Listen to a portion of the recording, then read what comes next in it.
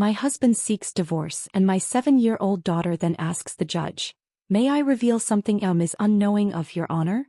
The judge concurred. When the footage began, the entire courtroom went silent, frozen. Can you imagine the day your entire world shatters?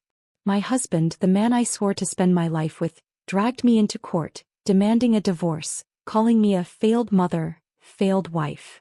He wanted everything, our home, our money, even our little girl.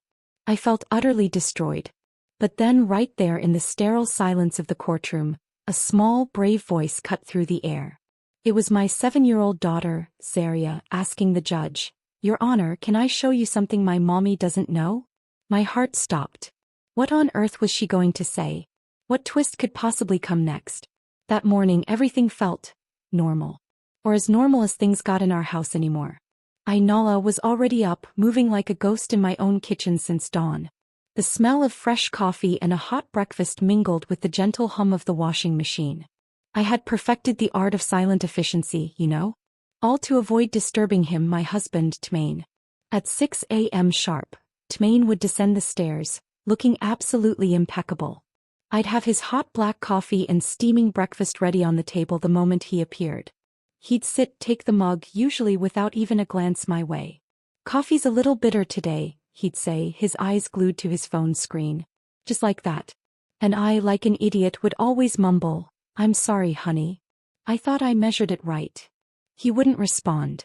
He'd just push his plate away, eat a few bites, and sit in a silence so thick and cold it could freeze the steam off the coffee. I couldn't remember the last time we'd laughed over breakfast.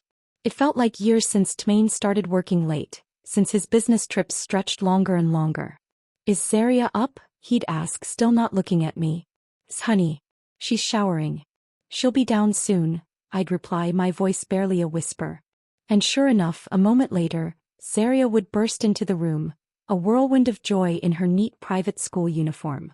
"Good morning, Mommy and Daddy," she'd chirp, kissing my cheek before heading straight for Tmain.